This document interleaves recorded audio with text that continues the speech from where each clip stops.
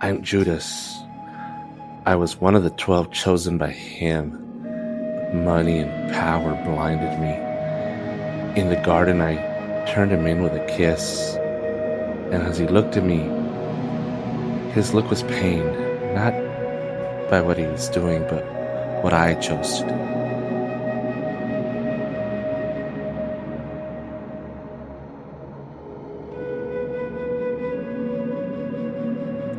I am Peter.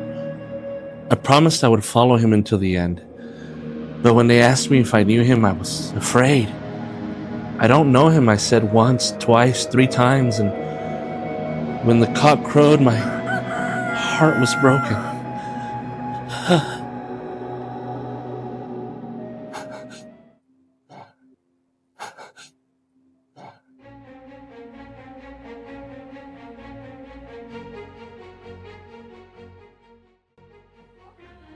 I am Caiaphas, the highest priest. I saw Jesus as a threat, someone who challenged everything we knew. I handed him over to sentence to death because I was afraid of losing my power. I thought I was protecting the order, but what I did was condemn an innocent man, the Son of God. The Son of God.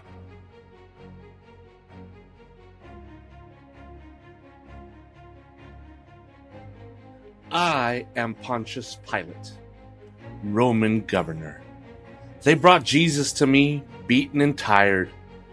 After interrogating him, I found no fault in him. But the multitude required his death. I had the power to save him, but I was afraid to lose it all.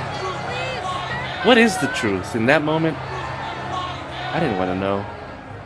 I washed my hands, but can water wash your conscience? Can water wash your conscience?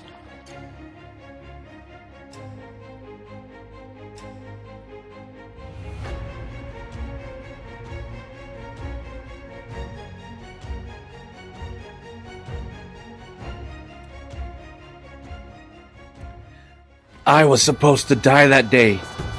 I was arrested for rebellion and murder.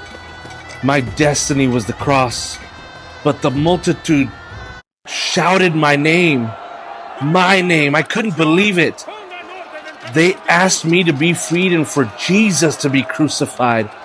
I saw him standing, beaten, bleeding. I was guilty. Him. He was innocent, but he took my place. And I don't know who decided that day that I should live and he should die, but that decision changed my life.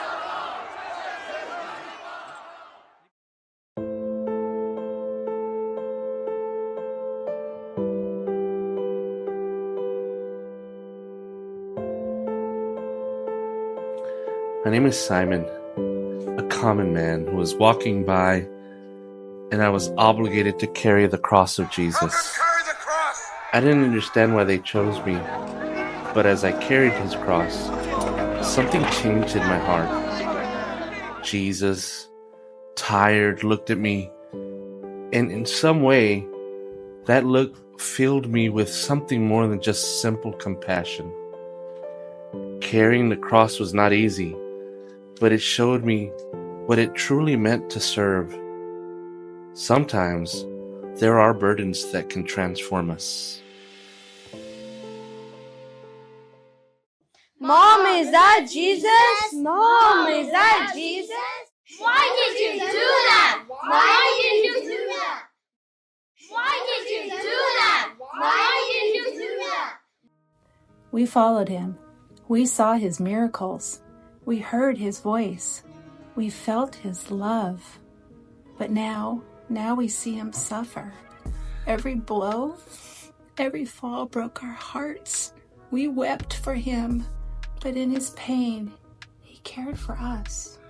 Do not weep for me, he said, but weep for yourselves and for your children. Even in his suffering, he left us with this With the truth, pain is not the end. There is hope.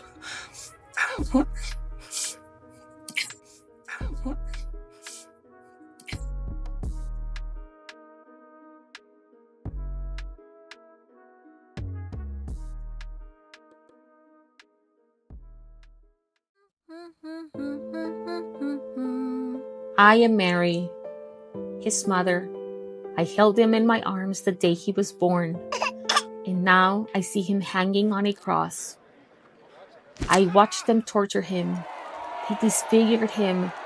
They mocked him, and they crucified him. Every blow pierced my soul. Every cry burned in my heart.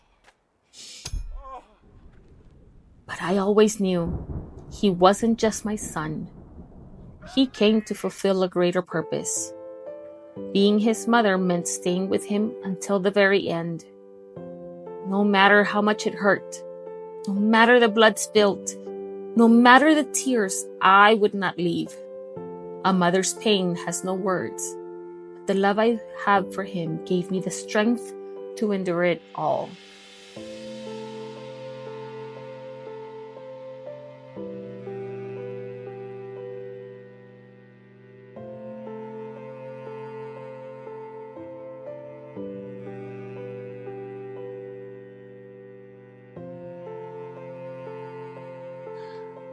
I'm John, the beloved disciple. I saw how everyone ran away. I could have fled as well, but I stayed. I was there when his body fell under the weight of the cross, when his blood stained the earth. I heard his voice breaking under the pain, pronouncing words of love until the end. I saw his look. There was no wrath there. There was no unforgiveness, just love. Maybe you've also felt alone, betrayed, abandoned. But Jesus never leaves those who seek after him. Even on the cross, his love never weakened. And it never will. And it never will.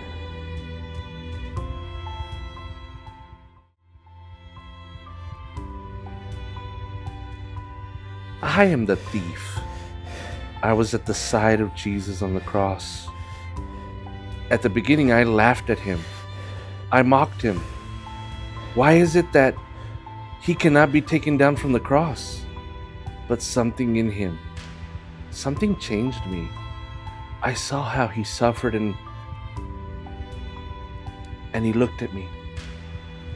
He promised that he would be with me that day in paradise. What does forgiveness mean for you? And repentance. It's never too late to turn towards him.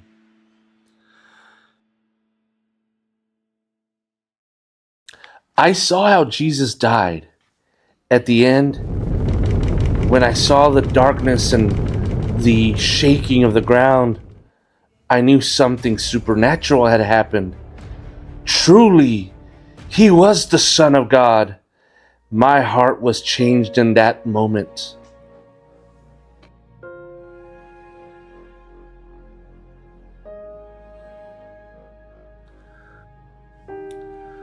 Father, forgive them, for they know not what they do. Certainly today you will be with me in paradise. Mother, here is your son, and here is your mother. My God, why have you forsaken me? I am thirsty.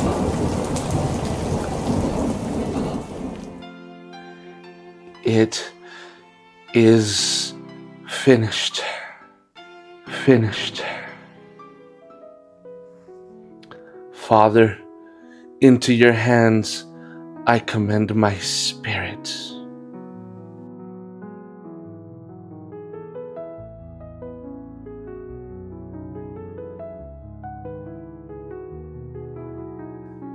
Thank you for walking with us through this experience.